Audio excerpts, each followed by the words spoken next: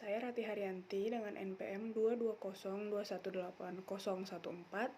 Di sini saya akan menjelaskan tentang hepatitis serta edukasi kepada pasien hepatitis.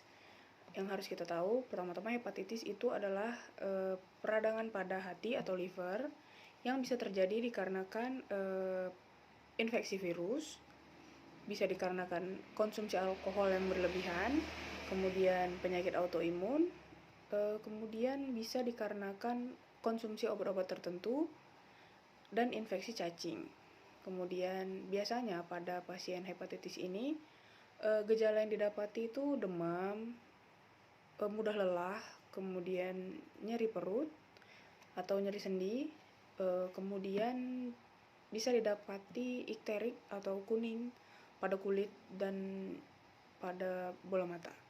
Kemudian hepatitis ini dibagi menjadi dua, yaitu hepatitis akut dan kronik, yang mana pada hepatitis akut itu terjadi secara tiba-tiba, kemudian waktu perkembangan penyakitnya itu singkat. Kemudian untuk hepatitis kronik itu jangka waktunya lebih panjang dan perkembangannya itu lebih perlahan atau lebih lambat.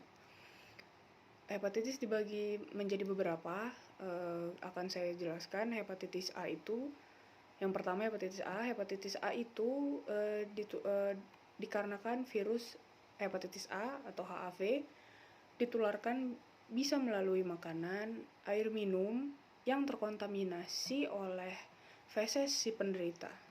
Kemudian hepatitis B itu disebabkan oleh virus hepatitis B atau HBV. Itu penularannya bisa melalui cairan tubuh. Jadi pada ibu yang sedang hamil yang menderita hepatitis B itu bisa menularkan kepada janinnya. Kemudian hepatitis D atau HDV itu bisa berkembang di dalam tubuh jika si penderita sudah mengalami hepatitis B terlebih dahulu. Dia dapat melalui darah atau cairan dalam tubuh. Kemudian hepatitis E atau HEV itu biasanya didapati di lingkungan yang sanitasinya tidak baik atau lingkungan yang sanitasinya buruk. Dia biasanya tercemar melalui sumber air yang ada di lingkungan tersebut. Kemudian hepatitis akibat obat-obatan tertentu biasanya disebut toxic hepatitis.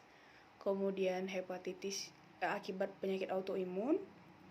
Kemudian hepatitis yang disebabkan cacing hati. Biasanya itu cacing hati yang bisa menyebabkan hepatitis itu dari jenis Opistorchidae atau Fasciolidae. Kemudian dari hepatitis ini biasanya jika tidak ditangani dengan tepat itu bisa menyebabkan komplikasi seperti fibrosis hati, sirosis hati, kanker hati, gagal hati, glomerulonefritis, kemudian krioglobulinemia, kemudian ensefalopati hepatik, kemudian hipertensi portal, kemudian porfiria, kemudian koinfeksi virus. Jadi pada pasien-pasien hepatitis biasanya itu akan diberi pengobatan seperti obat interferon, biasanya diberikan melalui suntikan setiap minggu selama 6 bulan. Kemudian obat imunosupresan biasanya itu untuk hepatitis yang disebabkan oleh penyakit autoimun. Kemudian biasanya sih obat yang diberikan untuk hepatitis yang disebabkan oleh penyakit autoimun itu dari jenis prednisolon, dari golongan prednisolon dan azathioprine. Kemudian ada obat antivirus biasanya diberikan kepada pasien hepatitis B dan hepatitis kronis. Biasanya itu diberikan entecavir, ribavirin, dan tenofovir.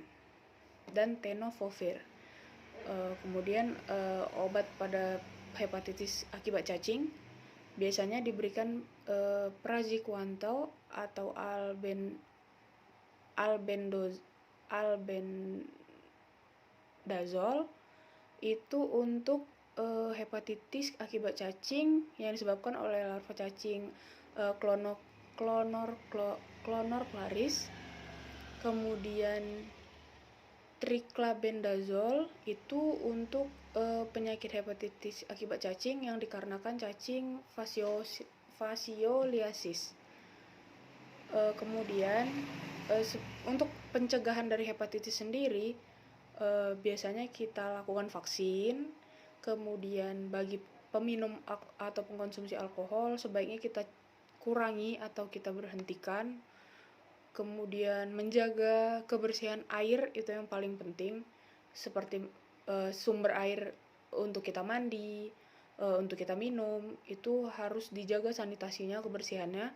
Kemudian kebiasaan untuk mencuci bahan makan sebelum dikonsumsi.